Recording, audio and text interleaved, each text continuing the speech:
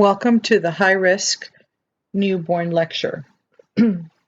Before we start, there are some risk factors that are going to predispose this newborn to be a high risk.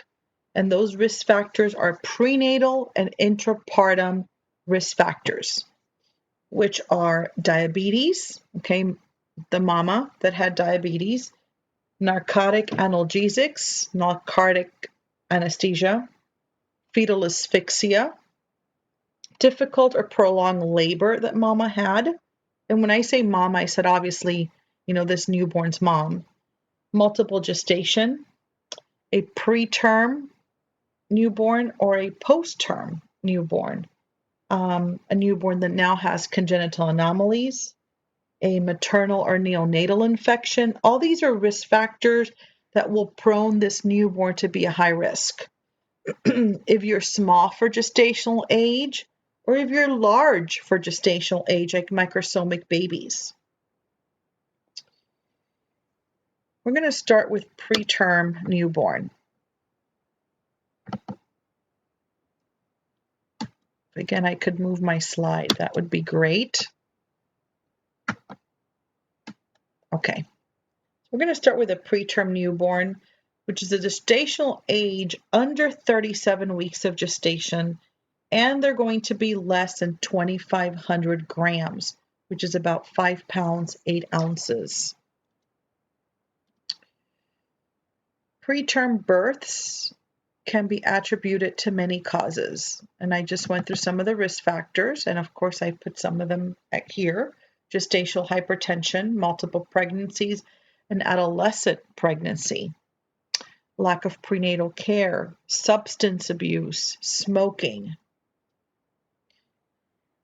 And these babies do have complications. Okay, these preterm newborns do have complications. Preterm newborns are at risk for a variety of complications due to their immature organ systems. Also, due to the degree of complication depends on gestational age, and then closer to 40 weeks, obviously, less chances for complications. The first one there on complications, you've got a list, but I want to add delayed growth and development. Then you have respiratory distress syndrome, and that's a decrease in surfactant in the alveoli, regardless of birth weight. And the next one on there is aspiration. And remember that the premature infant doesn't have an intact reflex. So they have an inability to effectively suck or swallow. Then there's apnea of prematurity because of their immature neurological system.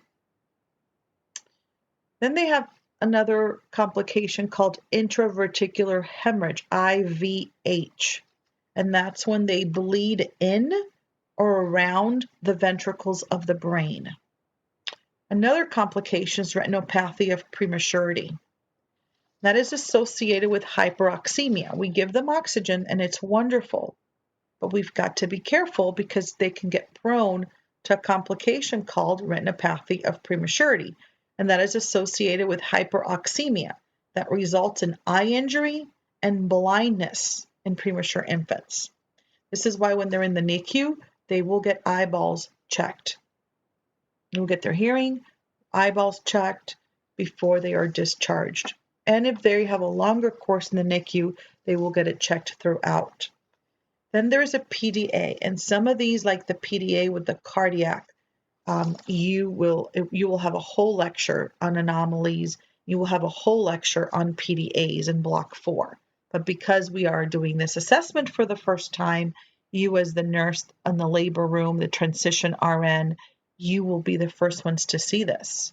Okay, and the PDA is when the fetal ductus arteriosus fails to close right after birth. And there's another term very famous in the NICU, in the neonatal ICU, which is the NICU, called necrotizing enterocolitis, NEC, N-E-C. Okay, necrotizing enterocolitis. This is acute inflammatory bowel disorder that occurs primarily in preterm or decreased birth weight neonates. It is characterized by ischemia, which is necrosis, which is death of the GI mucosa, which may lead to perforation and peritonitis. And we've got neonatal sepsis, and we will cover these complications, okay, as we move into this high-risk newborn lecture. Neonatal sepsis, hypoglycemia, and also hyperbilirubinemia that a lot of you have looked up and done a teaching learning project on in OB clinical. And with hyperbilirubinemia, I know we're going to explain this further into this lecture, but there's a term called kernicterus, K-E-R-N-I-C as in cat, T-E-R-U-S, kernicterus. And this is when the Billy's levels become 12 to 15 milligrams per deciliter. That becomes the red flag. That becomes your panic level, is this kernicterus. And what is this? This is bilirubin encephalopathy. Okay, it's neurotoxicity, and that it involves a deposit of unconjugated bili in the brain cells. And this results in impaired intellectual, perceptive, motor function, and even death. So this is what we never want, is for this baby to become kernicterus, to have bilirubin encephalopathy. And that is why we do the lights, the Billy lights. So stay tuned, because we will be talking a lot more about this. Going back to symptoms of the preterm newborn. So they do have periodic breathing. Okay. They do 5 to 10 seconds, they pause, and then 10 to 15 seconds with rapid respirations. This is their periodic breathing. 5 to 10 seconds and they pause, and then they do 10 to 15 seconds and they do rapid respirations. Apnea, they pause in respirations longer than 10 to 15 seconds.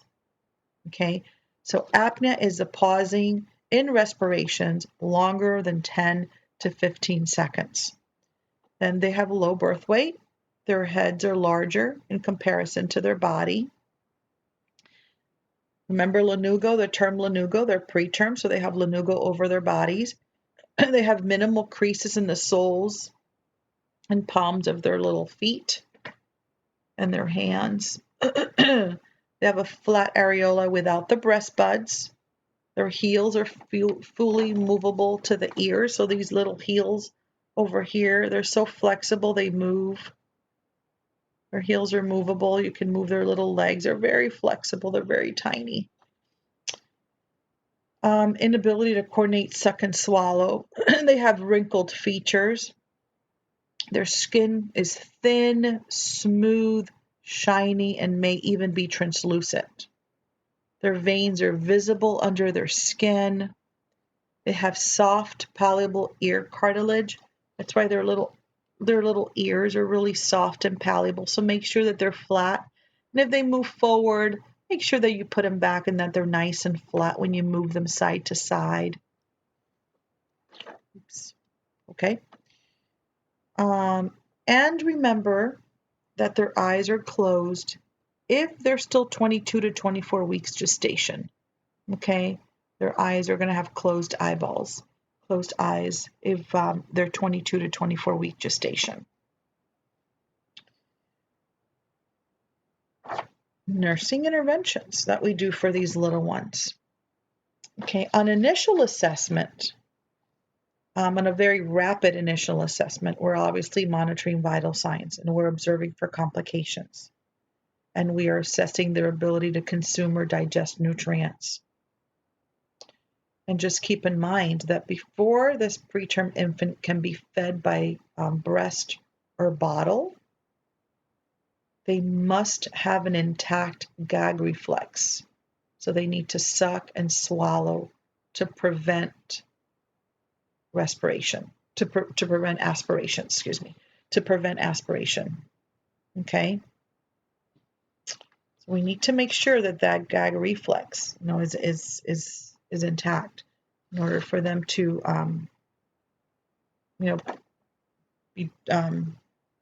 be feeding breast or bottle. Now, nursing interventions. We're going to perform resuscitative measures. We're going to ensure their thermoregulation, so maintaining their temperature. We're going to administer respiratory support measures, so that's surfactant via the ET tube and also oxygen. We're going to administer parental nutrition and fluids. And if they're less than 34 weeks, that's going to be IV or gavage. And the gavage is the oral gavage or nasogastric, an oral gavage. Okay, that's going to go from their nose to their tummy or from their mouths to their tummy. Okay. We're going to administer meds, okay, as prescribed. We're going to minimize stimulation and do something that we called cluster nursing care, all of it together. Provide for non-nutritive sucking, so we're going to do a pacifier, okay. When we OG feed, when we do the oral gavage, we're going to provide a pacifier, okay. Keep parents informed and educate about their care of this preterm infant, okay. And we're going to position them prone, okay, side lying, prone. We're going to use blanket rolls. We're going to use swaddling, and we're going to secure their holding because that's how they're used to being in utero.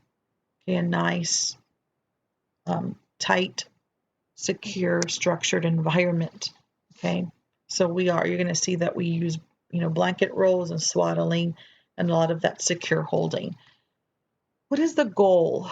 Our goal here with the newborn in their care, this preterm newborn in their care, is meeting the infant's goals and development needs and anticipating and managing associated complications such as respiratory distress syndrome, RDS, and sepsis. And our main priority is supporting their cardiac and the respiratory system. There is a list of what we do for medical management. We'll get a urinalysis, they'll get a specific gravity, we'll do chest x-rays on them, arterial blood gases, head ultrasound to see if they've got the intraverticular bleeds, okay, the IVH, the intraverticular hemorrhaging. We'll do echoes to see what their heart, if they have those little PDAs in their heart. We'll do eye exams. We'll do serum glucose, calciums, and bilirubin. And of course, again, in the NICU, what are our goals? Once they're in the NICU, well, our goals, they're going to receive meticulous care. We're going to do observations on them until they can receive oral feedings, maintain their body temperature, and they're going to weigh at least 4.4 pounds. Usually they will be in the NICU until they've reached mom's expected date of delivery, okay, or mom's expected date of confinement, her EDC. So if they were born at 24 weeks, then we tell the parents, we tell the mom that we tell the family members, that are there, the family, that this baby, plan for this baby to go home, sometimes with many challenges, by the time that this baby's would have been 40 weeks. Sometimes they do earlier. Okay, they go home earlier. So sometimes you'll see them early as 5 pounds and they go home. And of course, lots of discharge planning. Okay, so home care needs of the infant's parents are assessed. Information is provided about the infant's care. Referrals for appropriate resources are given. Referrals for home health assistance. And some key points. Preterm infants are at risk for problems stemming from their immaturity. You already know that. Nurses who work with preterms and other high-risk infants observe them for respiratory distress and other early symptoms of physiologic disorders. Adaptation of parents to preterm or high-risk infants differ from that of parents to normal terms. A lot more challenges. Nurses can facilitate the development of a positive parent-child relationship. Nurses' skills in interpreting data, making decisions, initiating therapy in newborn intensive care units are crucial to ensuring this infant survival. And before discharge, as I was saying before, parents need special instruction before they can take home a high-risk infant. So whether it's the mom, whether it's mom and significant other, whether it's mom and maybe a grandma, they are going to be able to be checked off on CPR, oxygen therapy, suctioning, okay? So they do need special instruction and developmental care. Brings us to our next challenge, and that is hypothermia. Okay, hypothermia is increased consumption of calories, and of course that equals a loss of weight. They use fat for energy, so there's a lack of surfactant, so then there's respiratory distress syndrome. And they use increased glucose consumption, and then that equals your hypoglycemia. Management of hypothermic babies, high-risk newborns, okay? You need to make sure that you dry the infant immediately after birth and while you're bathing them, after you bathe them. You're reducing or eliminating heat loss through drafts and contact with cold objects. So always, always wrap your babies. Okay, when you weigh your babies, you want to put the paper or the blanket on the scale. You want to postpone their initial bath until that temperature has stabilized. And again, you want to keep their axillary temp between 97.6, so closer to 98 always, 97.6 and 99. Management, if of course their axillary temp is 97.6 or less, okay, so your cold babies, you want to put the hat on the infant's head, you want to wrap them with warm blankets, you want to assess the oxygen status and hypoglycemic status, and you want to rewarm the infant slowly, okay, slowly. So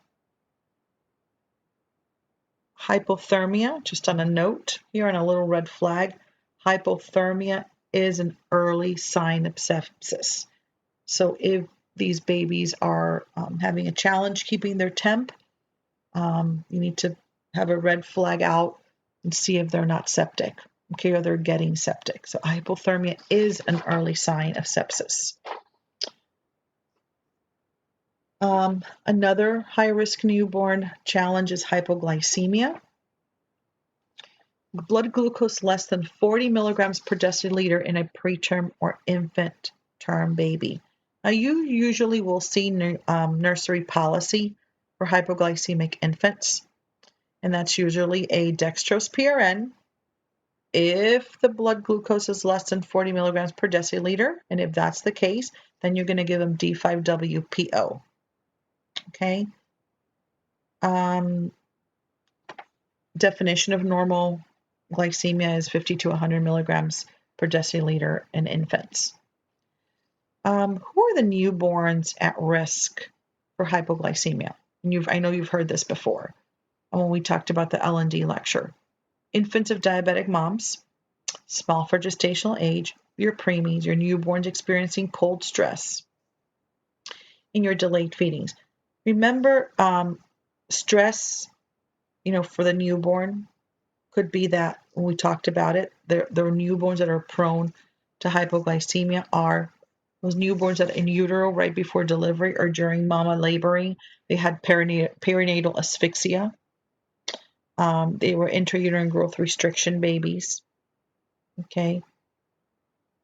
You also have to be careful. We said that once that umbilical cord is cut, okay, neonatal hypoglycemia occurs because now it's caused by the interruption of the glucose supply with the cutting of the umbilical cord. So if you suspect at any time that your newborn might be hypoglycemic, you've got to make sure that you do a glucose check on them. Okay? Signs and symptoms of hypoglycemia. We've got tremors, jitteriness, lethargy, decreased muscle tone. They could have a floppy, posture. They could be what we call poor feeders. Okay, they're just having a hard time with the suck, swallow, and breathing, and all of that coordination. They could be apneic. They could be anorexic. They can have a weak cry, and your worst case scenario, obviously, we never want to get to, are seizures. So, how is it diagnosed? With a dextro stick. Okay, and always hypoglycemia is going to be worse by the presence of hypothermia or a respiratory distress syndrome. Okay, so you want to make sure that you're, monitoring their blood glucose levels closely. Okay, you want to monitor it with, IV. If they're unable to PO feed, then you got to do a D5W IV. Okay. That has dextrose water in it. You want to monitor them for signs of hypoglycemia. You want to do their vital signs. You want to do their temperature. Okay. And then management, check blood glucose within 30 minutes to an hour after they're born with insulin-dependent diabetic moms. Okay. We want to breastfeed immediately because that is how we manage hypoglycemics. That is why we want to make sure that when their babies are born, depending on, mom's labor and delivery and her history, want to make sure that she starts to breastfeed because we always, once you cut that cord, baby's doing everything on its own, and we want to make sure that they're not lowering their blood glucose levels. So either you breastfeed immediately or you do D5W or D10W PO or IV. Again, you don't want to feed an infant who is lethargic or at risk for aspiration. And if you've already started the treatment for hypoglycemia, then recheck the blood glucose before your next feeding. I will tell you that in-house, if you have to do a treatment for hypoglycemia, and let's say you fed in an hour, you want to go ahead and test them just to make sure that it has worked. Okay? And that leads us into, of course, the big macrosomic baby with your little babies. Big, juicy macrosomic baby. That leads us into neonatal sepsis. So definition, generalized infection that has spread through the bloodstream. And a little bit of patho on neonatal sepsis is that they've got immature immune system. They have the inability of the body to localize the infection. And they also lack immunoglobulins. Okay, and that protects them against bacteria that does not cross the placenta. Usually neonatal sepsis will manifest itself within 24 hours after birth. And it does, carry a mortality rate of 10 to 25%. So that's why assessment on these babies. Causes, prolonged rupture of membranes, difficult labor, resuscitation, invasive procedures. Especially we've got to do Foley's on mom that may be an ET tube, maternal infection, maybe mom had a UTI. If she's had beta hemolytic strep, which causes meningitis and sepsis, then we should do cervical cultures on this mama. That's why we do cervical cultures on this mom prior to delivery, and we give them antibiotics because the beta hemolytic strep infections do cause neonatal sepsis. Okay, so this is why, if that's the case, we will give antibiotics to baby as well when they're born. Aspiration of amniotic fluid, formula, mucus, and then your nosocomial infections that they might acquire in the hospital that may cause them to now be septic. Other causes of neonatal sepsis could be any of those torch infections, symptoms, temperature, obviously they're cold, temperature instability, feeding intolerance, okay? They have a weak suck, okay, and intake. They have behavioral changes, can even have decrease in O2 sats. They could be jaundice, okay, behavior, Jaundice, lethargic, pale, or your worst case scenario, seizures, respiratory distress. So they've got some sternal retractions, they've got grunting, they've got nasal flaring, and hyperbilirubinemia. Initially, they can be tachy. Excuse me, they can be apneic, and then they can be brady. Then they go bradycardic. Sometimes symptoms, it could be that there's a suspicious drainage, maybe in the eyes, in their umbilical cord stump. They could be vomiting, there's diarrhea. Sometimes it could be a little bit of abdominal distension, and that's large residual. If you're feeding by gavage, you'll have a large residual. Now, how do we manage? Obviously, we're going to obtain cultures. Okay, we're going to obtain a complete septic workup. And that's blood, CBC, urine, CSF before starting antibiotics. Okay, you're going to administer antibiotics as ordered. And usually they're, positive for blood cultures, and usually it's polymicrobial, so more than one pathogen. Indication of infection and sepsis. Then the organisms that are usually responsible for neonatal infections are staph, E. coli, Haemophilus influenza, Group B strep. And of course, we want to, obtain your vital signs, in physical assessment and observe for any changes. Okay. And then, of course, we can't forget, because they're septic, we can't forget to do a chem profile. Okay, usually in the chem profile is going to show some fluid and electrolyte imbalance. Some key points: regardless of the infant's disorder or condition, healthcare providers must remember that infants belong to a family that also has many needs. So infection in neonate may be acquired through in utero, during birth, during the resuscitation process, or from within the nursery. That leads us into another high-risk newborn challenge, which is hyperbilirubinemia.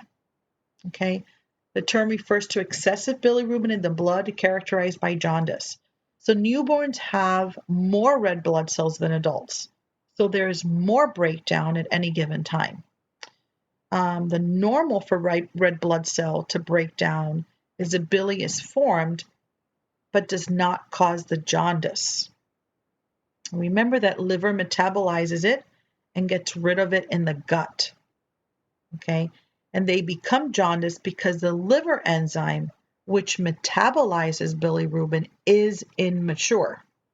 Okay, now bilirubin gives the yellow color to the urine and the brown color to the stool. So just an interesting fact, okay, is that bilirubin gives a yellow color to the urine and a brown color to the stool.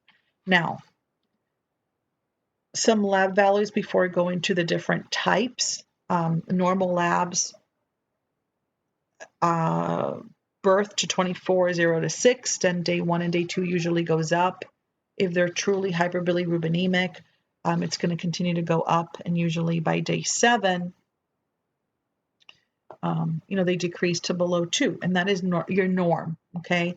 Your norm, because 50 to 80% of all newborns are visibly jaundiced during the first 3 days of life. This is usually the norm. That's why your normal is that in day 1 and 2 it's 8, and then your third day it goes up. We'll put them on some lights, and then by day 7 they're decreased. Okay, if they have those total bili levels between 13 and 15, which is panic, which is your red flag of hyperbilirubinemia, then of course they're going to be on lights. Okay, the different 2 types is unconjugated, which is fat soluble, which is your physiologic jaundice. This is the one that's most commonly seen in newborns, and this is the one that happens after, okay, usually begins after 24 hours of life. Okay, this is where that sentence that I just told you, 50 to 80% of all newborns are visibly jaundiced during the first 3 days of life. This is that unconjugated, that fat soluble indirect physiologic jaundice, commonly seen in newborns. And this is a lot of times because of sepsis or dehydrated and all this bruising, large amount of bruising, from delivery. Okay. The one that's not good is conjugated. Okay, the conjugated is water soluble. It's pathologic jaundice. That this suggests hepatic problems, like, for example, biliary atresia, a tumor, damaged liver cells, hepatitis. This is the jaundice that usually begins within the first 24 hours of life. And if mom goes to prenatal care and they've done her ultrasounds, you are suspecting that this baby has some kind of liver challenge, okay? Born with some kind of liver challenge, some damaged liver cells. These babies that are pathologic jaundice, that have, the pathologic jaundice, that have this hyperbilirubinemia begins usually within the 24 hours of life, usually born with jaundice, and that's not this is not the norm. Have a characteristic also of brown colored urine. Okay, brown colored urine. And then again, unconjugated bili levels in the blood, that become carnivorous, and then they get higher and higher. Remember, their panic levels are this 13 to 15. Okay, and they can become hypoxic, they can become asphyxia, they can, be hypothermic. That's why bili levels are so important, and we monitor them. They're so important. Just a picture of another Adam healthy baby and a baby with severe jaundice, and then management, okay, or phototherapy management with these babies, and our exchange transfusion with these babies. So management with phototherapy, okay, we'll take that first. So phototherapy management, and these are abiding by the guidelines of the American Academy of Pediatrics, okay, so you will see that when they start to have levels of 9, 10, sometimes even 8, they're going to start doing their phototherapy management. Okay, so they go under lights. Here's a picture of them going under lights with just the diaper. Okay, and of course their goggles. Okay, and what are we going to do? We're going to cover their infant's eyes. We're going to remove the covers every 2 to 3 hours. We're going to change the position every 2 to 4 hours and assess their skin, assess their stools. Okay, because green stools are indicative of bilirubin being excreted through the stool, which is what you want. Increase fluid intake to prevent dehydration. You want to assess their temps every 2 to 4 hours because of hypothermia. And you want to monitor their bili levels as prescribed. Okay.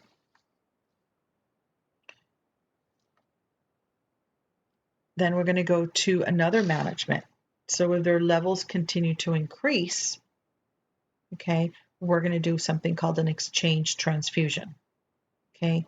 And that is used to treat infants who increased levels of bili cannot be controlled by phototherapy.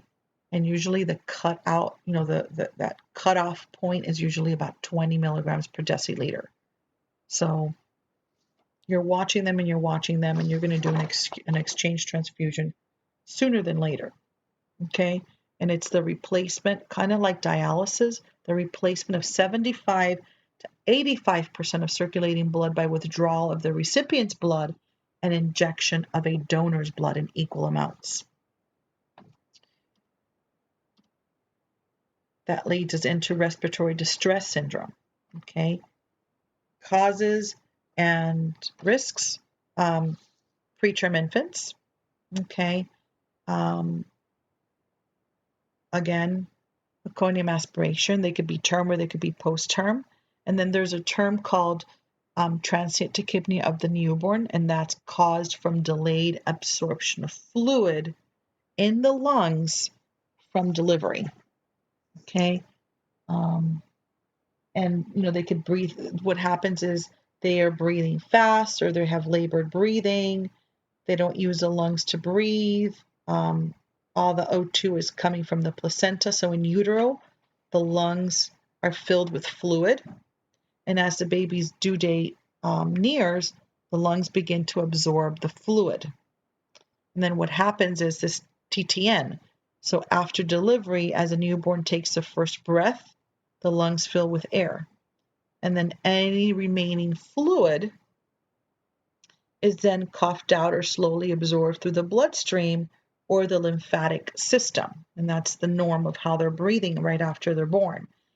In TTN, the extra fluid stays in the lungs, and it's harder for them to breathe in the oxygen properly.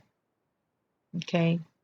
This usually, that's why they have this transient tachypnea of the newborn, caused from the delayed absorption of fluid in the lungs from delivery. We gotta watch out.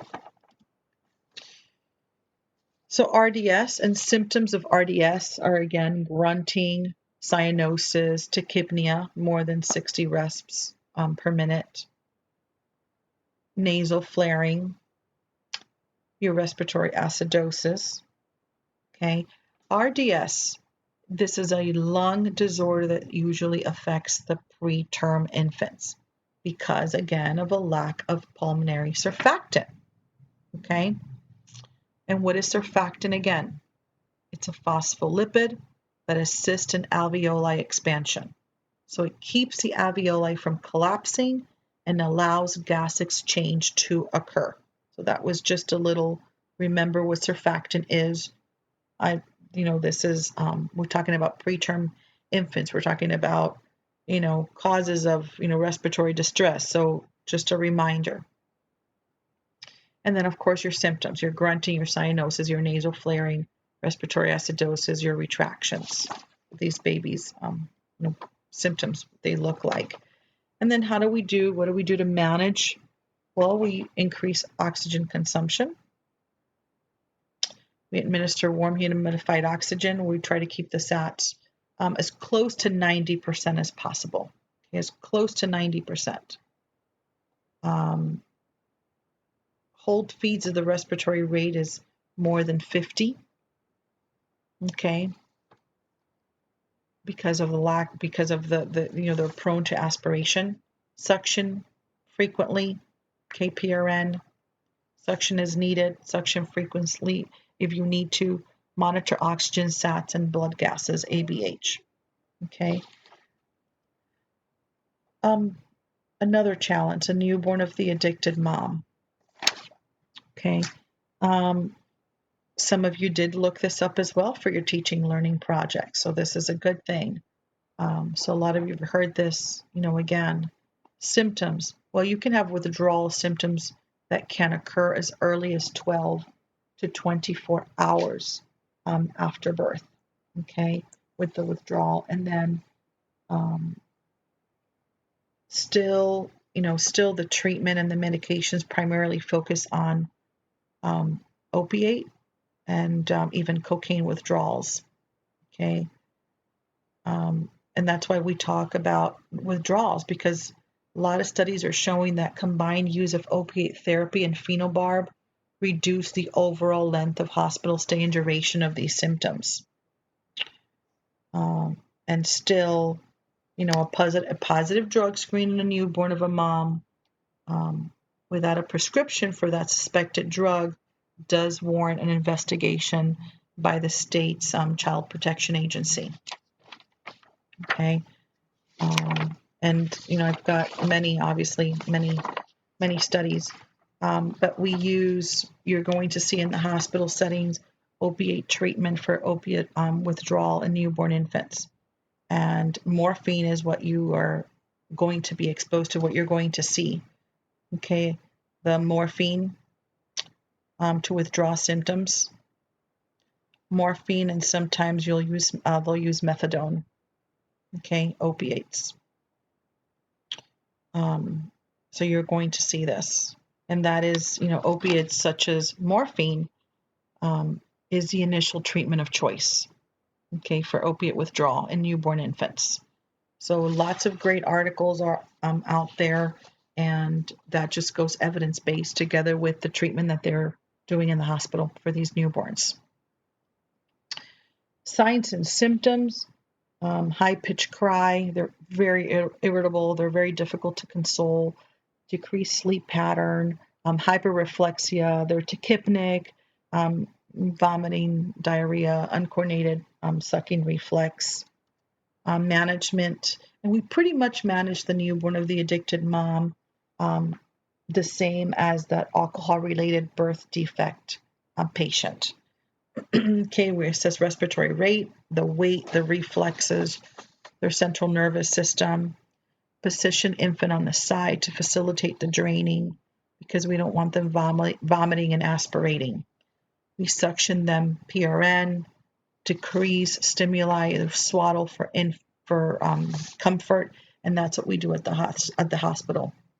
We swaddle them, and we put them in I think I did say this we had a case study in Skills Day.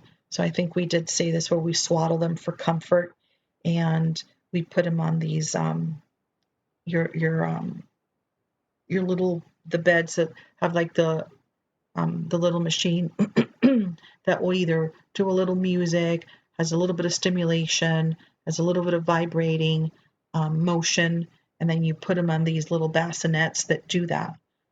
We have other ones that look like a radiant warmer without the heat on the top, and then they kind of have this little, again, this swinging motion, just so that they have that, and they're swaddled for comfort.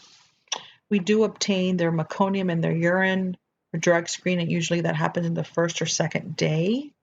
We monitor eyes and nose, their weight. Again, we administer the meds, the methadone, the phenobarb, your morphine, and of course we want to offer their pacifier. And we do these meds for decreasing their central nervous system irritability and also to control their seizures. Okay. And referrals, mom, to drug or alcohol treatment centers. Some key points. Nurses often are the first ones to observe the signs of newborn drug withdrawals. Remember, this is a brand new baby, and you are the one that's observing this baby, from day one, from first hour. Providing high-quality perinatal care to a varied population with multiple conditions is complicated by special needs of high-risk drug-dependent clients. Signs and symptoms of the infant withdrawal varies in the time of the onset, depending on the type and dose of that drug involved. And that's, we're moving on to alcohol-related birth defects. Perinatal alcohol exposure is a public health concern. It could be avoided if you don't drink while you're pregnant, okay? Because it is a leading cause of mental challenges, okay? Not to say mental retardation. We've tried to go away from that word and added the mental challenges. It is a health problem, okay? It used to be known as fetal alcohol syndrome.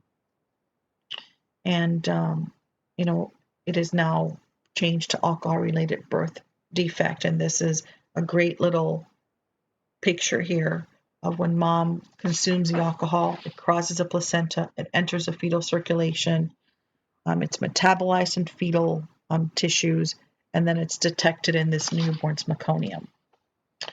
Signs and symptoms, we have cranial facial anomalies, short eyelid openings, flat mid-face, flat upper lip groove, thin upper lip. They usually are microcephalic, little brains. They're hyperactivity, so they have some sleep disturbance. There's developmental delays. There's attention deficit syndrome. Again, they have a poor suck, congenital anomalies. That's why it's a birth defect. It's alcohol drinking in pregnancy equals pretty much a birth defect. Okay, you're going to see your cleft lip and palates. You're going to see congenital heart defects. Is usually what you see in the signs and symptoms. Management, we manage the alcohol-related birth defect babies just like we do with the drug with the newborns of the addicted mom. Okay. And again, referral them to, moms to alcohol treatment center, and we manage them the same. Okay. We assess the respiratory weight, their reflexes, elevating the head when feeding, suctioning them, swaddling them, obtaining their meconium and urine, monitoring their eyes and nose, administering their meds, phenobarb, of course, for seizures, offering their pacifiers for non-nutritive sucking, and referral, okay, moms to alcohol treatment centers. And this is, kind of that, thin lip, space in between their eyes. And this is when they're a little older. Again, another great picture. And then we've had metabolic disorders.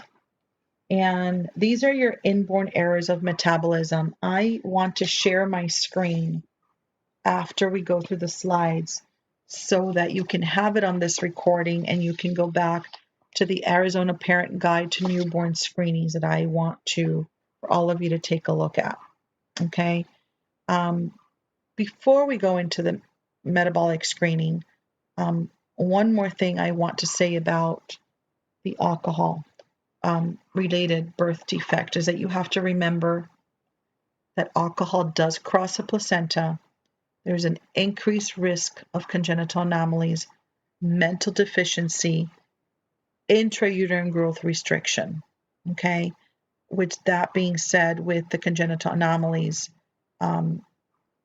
goes along with a big risk for congenital heart defects.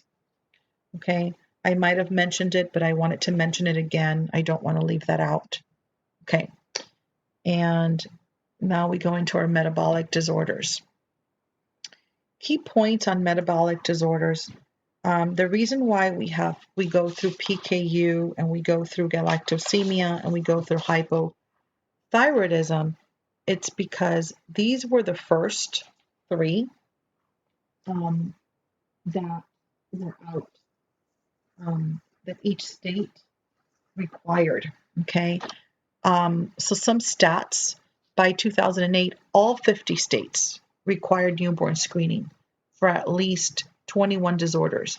And we go through PKU and galactosemia and hypothyroidism is because the first test was PKU.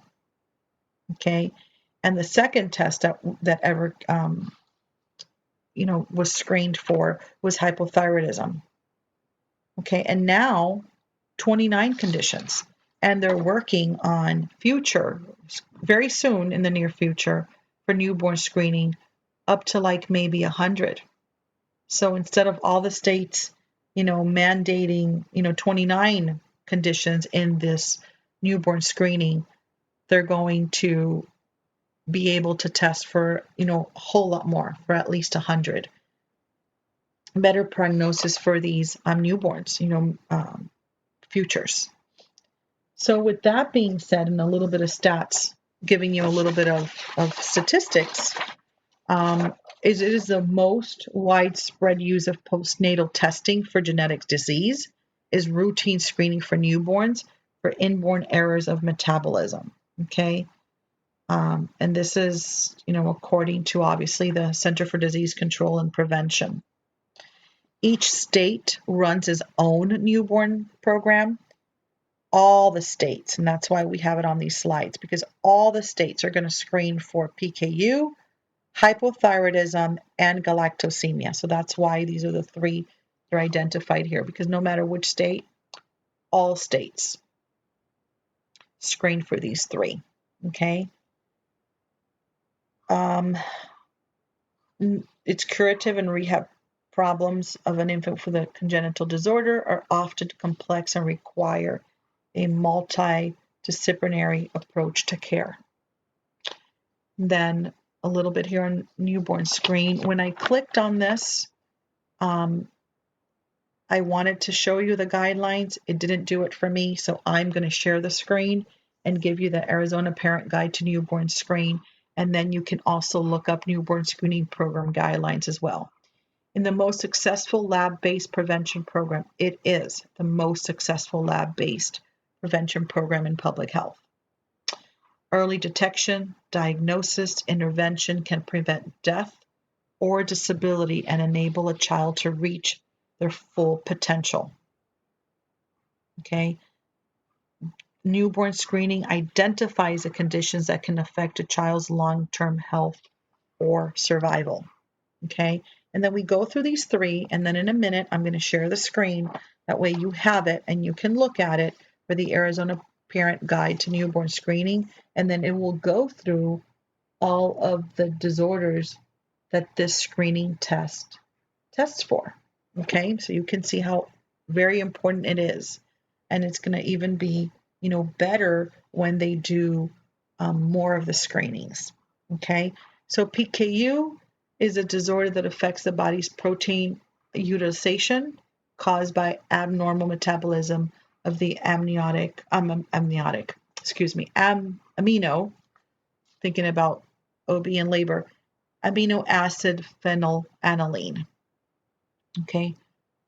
If the disease is not detected early, the infant can lose 10 points in IQ in the first month of life, and it can lead to, and I wrote mental retardation, that's how your book is quoting it. We always say mental challenge, but I wrote it just like the book. Okay, and just like still PKU is described if it's not being taken care of. Okay, that's how important metabolic disorders and this newborn screen is. Assessment, we obtain the PKU. All the newborn, because they're inborn errors of metabolism, you have to wait at least a minimum of 24 hours after we fed them to show adequate protein levels. Okay, so that's why we obtain PKU right before discharge. Okay, after 48 hours of birth, no later than 7 days. Okay, you have early. And infants need to be at least 24 hours of feeding to show adequate protein levels, whether it's breast milk or whether it's bottle. Okay, got the normal level supposed to be less than 2. If they're more than 4, they repeat it. Signs and symptoms: failure to thrive, vomiting, irritability, urine with musty odor, seizures, eczema. So we want to make sure that we are testing newborn screening so we can prevent. Okay. I have some stats. Usually affects 1 in 10,000 babies. And this, will identify the infants at risk. Inborn errors of metabolism are caused by an autosomal recessive trait. And of course, the management is protein restricted diet. Okay, free from phenylalanine. Okay, it's a formula modified protein and limited phenylalanine or free from phenylalanine, okay, from that PKU. And then, of course, galactosemia is a maple syrup disease. So the definition is a disorder of carbohydrate metabolism characterized by abnormal amounts of galactose in the blood. Okay, so assessment: lethargy, hypotonia, diarrhea, vomiting, cataracts, brain damage. I mean, the infant might die after 3 days if the treatment is not started. This is why we do this early and we get the results, and then that way we can repeat it and then diagnose and tell the parents, tell the mom, so that this is being taken care of. Okay, and then of course the management is a diet free of galactose. Okay, and there's milk substitutes like Nutramigen that's out there, powdered milk, that these babies can have. And of course, they'll do the Bueller test to detect the disease. But early intervention is the key. And then hypothyroidism is a problem where the thyroid gland does not produce enough thyroid hormone to meet metabolic needs. Okay. We obtain T4 levels at 2nd day to 6th day after birth from a heel stick. And then, of course, we measure height, the weight, the head circumference, and developmental milestones. And the signs and symptoms is lethargy, okay, that will give it away, and a hoarse cry and a large tongue. Okay, sometimes that's the red flag. They're hypotonic, they're puffy, they're pale skin, abdomens are distended, prolonged jaundice, constipation, feeding problems, cold to touch, they have excessive sleepiness. All these are red flags to test, for hypothyroidism, again, if that's the case. And then, of course, they have to be on thyroid replacement therapy for life. And we also monitor blood levels of thyroxine. Now, I am going to stop sharing, pause, and then bring the Arizona Parent Guide to Newborn Screening because I want to show you. So I'm going to pause this and I'm going to stop sharing.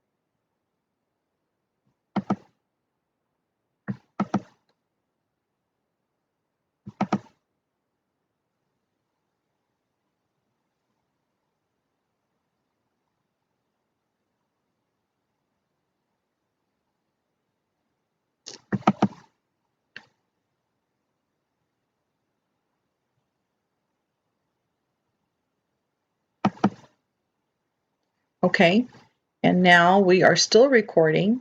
And now on your screen, you see the Arizona Parent Guide to Newborn Screen. I'm going to open up the screen so that you can see it as I am sharing. Okay, you could see this. Okay, and I'm going to move my cursor because I want you to see this. Newborn screenings, all babies are tested. Okay, tested for. Currently, we're screening for 31 core, including hearing loss and critical congenital heart defects. When the screenings are done, when the blood tests are done, when the blood tests are reported, what happens, when the screening is important, and all the tests that we're screening for.